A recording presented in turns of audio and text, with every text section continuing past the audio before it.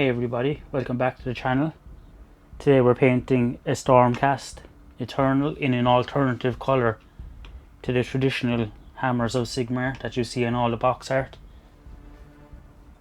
We're starting from a Leadbelcher Prime. If you don't have access to the Leadbelcher can, you can always prime black or even Mechanica Standard Grey and brush on a base coat of Leadbelcher. I have the can, so I can skip that step. If you're looking for another alternative colour scheme, we've already done a bone white or off-white colour in a previous tutorial. We'll put a link in the description if you want to check it out. Okay, so the first base coat we're going to apply here is Balthasar Gold. We're going to be applying this on all the trim.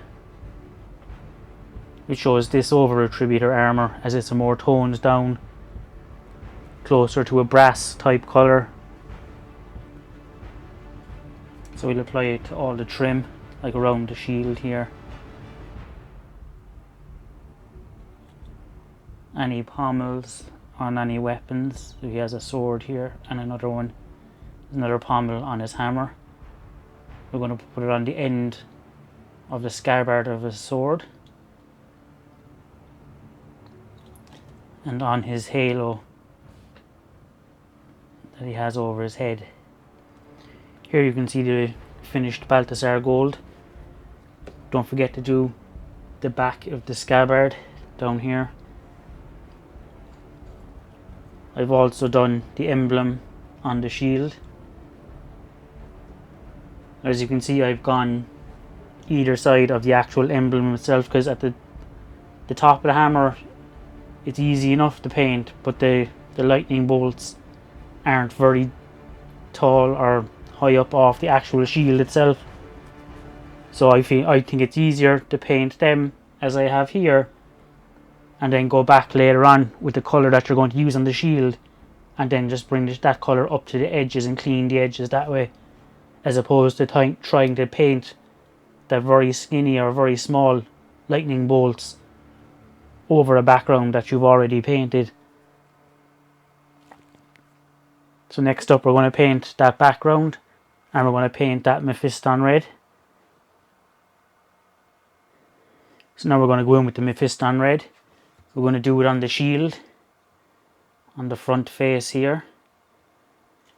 We're going to do it on the shoulder pads here and here.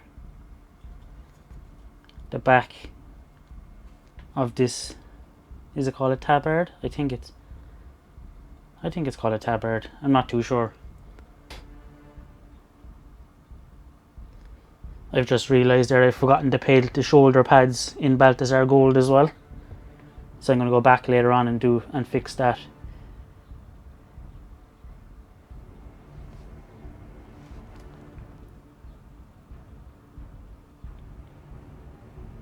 Always make sure your paints are tinned, especially when you're applying them to large flat surfaces. 2 thin coats is better than one thick coat. Here you can see we're cleaning up the area around the hammer emblem. Just slowly moving closer and closer, just to ensure that your paint is tinned.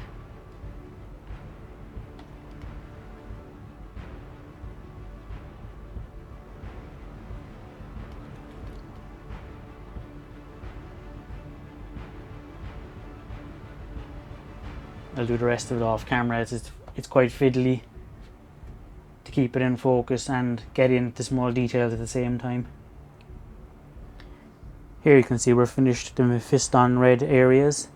It took 2 thin coats, but we've gotten a flat and even coverage over all the surfaces. And as you can see, we've gone around the hammer and the lightning emblem a lot faster than if I had done it the other way around. So next up, we're going to apply some Screamer Pink to all the weapon handles.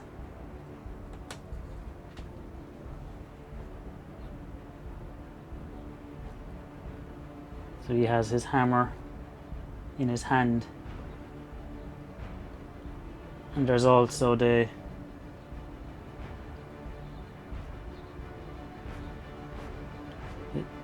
handle of his sword here as well.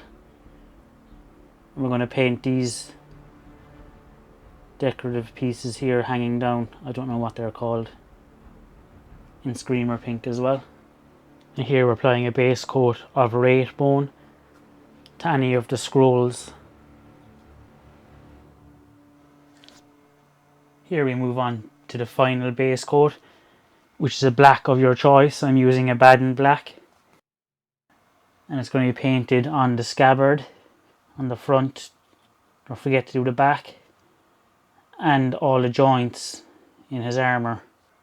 Now that I've finished base coating all the areas, I've gone back and I've gotten the shoulder pads and Balthasar Gold that I missed earlier on, and I tidied up a few areas where I overspilled.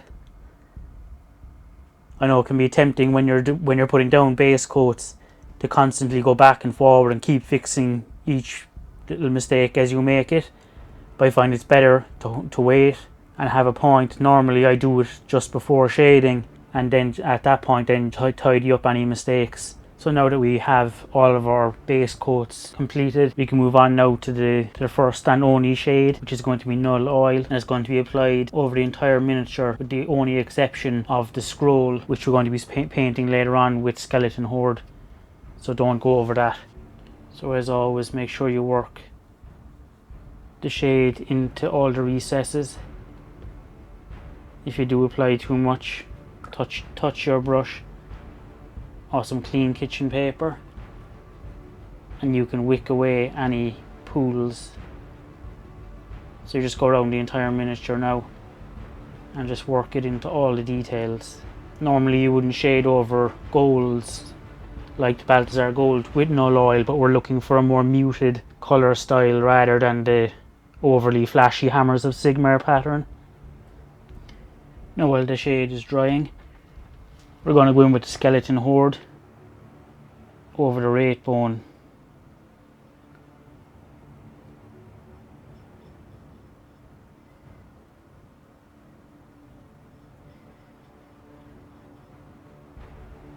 Now that the shade has dried, we're going to move on to the highlighting stage. And the first up is going to be Pink Horror, which we're going to be painting or using to highlight. So the first of the highlights is to go in with Pink Horror on the weapon handles and on the fabric bits on the front of his armour. So you're just trying to pick out the raised edges. You don't have to do every single edge, just enough to bring out a bit of detail on it.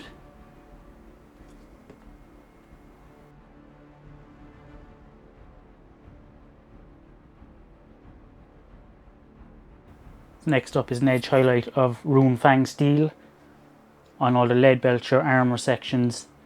Now I'm not going to be going too heavy on this because I want to keep the kind of dull, muted colour scheme. And Runefang Steel is quite bright, so I'm going to be applying it sparingly. So you're just looking for raised edges.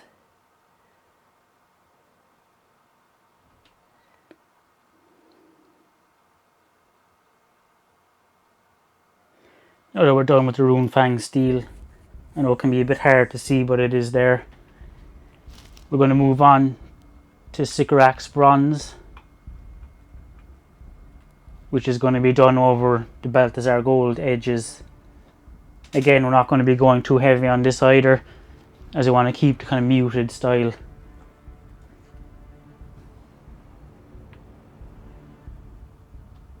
So just use the edge of the brush where possible. And just run along the edge. Next up, we're going to highlight Mephiston Red areas with Wild Rider Red. So just along the edge here.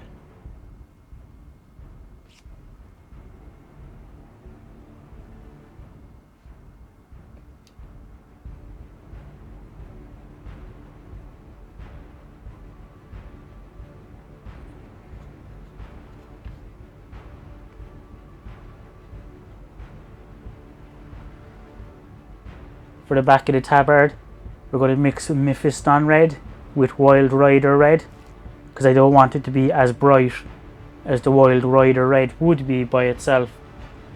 Having it bright when you're using thin lines like you have on the armor at the top is okay, but I don't want it to be that bright at the back. So I'm going to mix Mephiston Red with the Wild Rider Red to tone it down.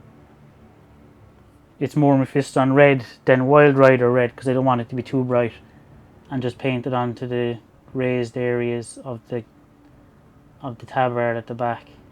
As you can see, I put the mixed area only on the raised areas, keeping the darkened recesses.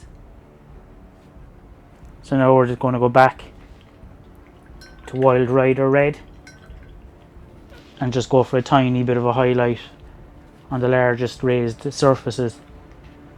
And now with the edge highlighting done and the base rim cleaned, all that's left is to finish off the base with some basing material. I haven't decided which style I'm going to go with yet, so I'm going to leave it blank. I do like how the muted colours came out. I do think it looks a lot better than the overly gold Hammers of Sigmar style. So if you liked this tutorial, you'll always check out our other Stormcast that we've done in a white. The link will be in the description and at the end of this video. If you found anything in this tutorial useful, please consider giving the video a like and subscribing to the channel. Thank you for watching.